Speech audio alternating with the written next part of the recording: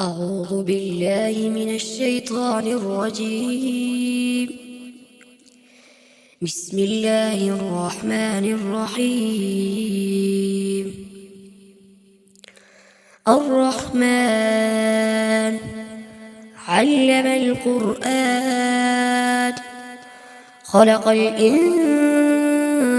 علمه البيان. الشمس والقمر بحسبان والنجم والشجر يسجدان والسماء رفعها ووضع الميزان ألا تطغوا في الميزان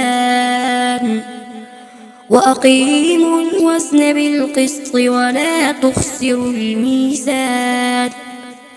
والأرض وضعها للأنام فيها فاكهة والنخل ذات الأكمام والحب ذو العصف والريحان فبأي آلاء ربكما تكذبان خلق الإنسان من صلصال كالفخار وخلق الجان من مارج من نار فبأي آلاء ربكما تكذبان رب المشرقين ورب المغربين فبأي آلاء ربكما تكذبان مرج البحرين يلتقيان بينهما برزخ لا يبغيان فبأي آلاء ربكما تكذبان يخرج منهما اللؤلؤ والمرجان فبأي آلاء ربكما تكذبان وله الجوار المنشآت في البحر كالأعلام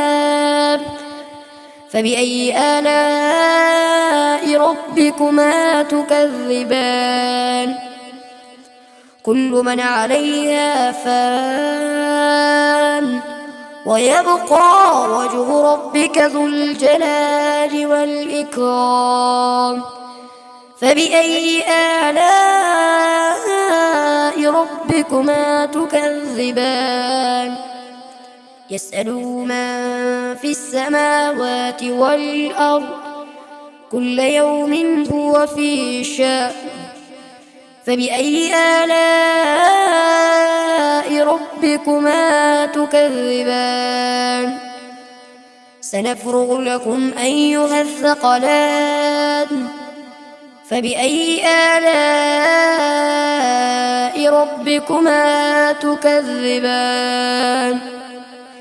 يا معشر الجن والإنس إن استطعتم أن تنفذوا من أقطار السماوات والأرض فانفذوا لا تنفذون إلا بسلطان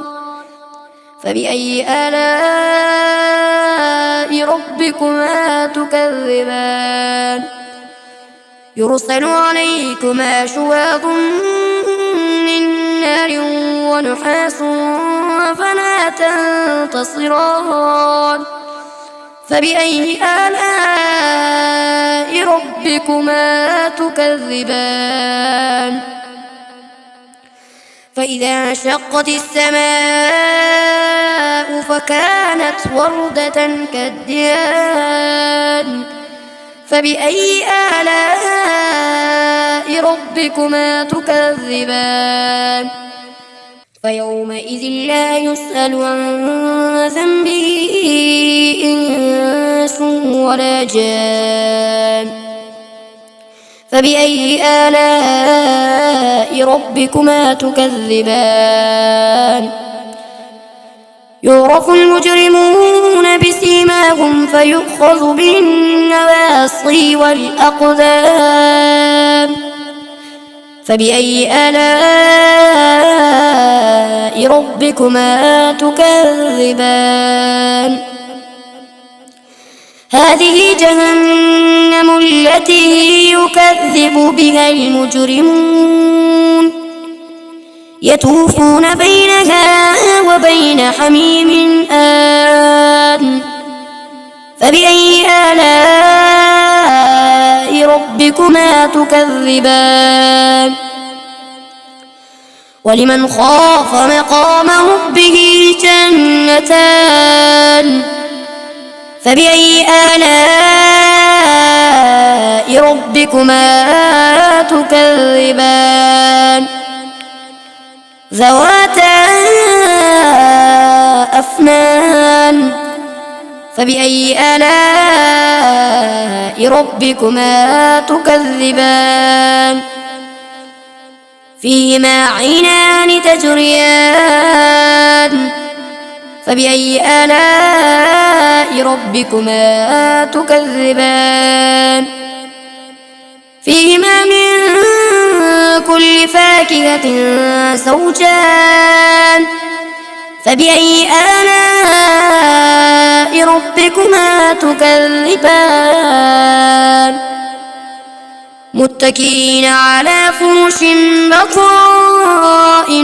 من استبرق وجنى الجنتين دان فبأي آلاء ربكما تكذبان فيهن قاصرات الطرف لم يطمثهن إنس قبلهم ولا جان فبأي آلاء ربكما تكذبان كأنهن الياقوت والمرجان فبأي آلاء ربكما تكذبان هل جزاء الإحسان إلا الإحسان فبأي آلاء ربكما تكذبان ومن دونهما جنتان فبأي آلاء ربكما تكذبان مدهامتان فبأي آلاء ربكما تكذبان فيهما عينان نضاختان فبأي آلاء ربكما تكذبان فيهما فاكهة ونخل ورمان فبأي آلاء ربكما تكذبان فيهن خيرات حسان فبأي آلاء ربكما تكذبان حور مقصورات في الخيام فبأي آلاء ربكما تكذبان لم يطمثهن إنس قبلهم ولا جان فبأي آلاء ربكما تكذبان متكئين على رفرف خضر وعبقري حسان فبأي آلاء ربكما تكذبان تبارك اسم ربك ذي الجلال والإكرام.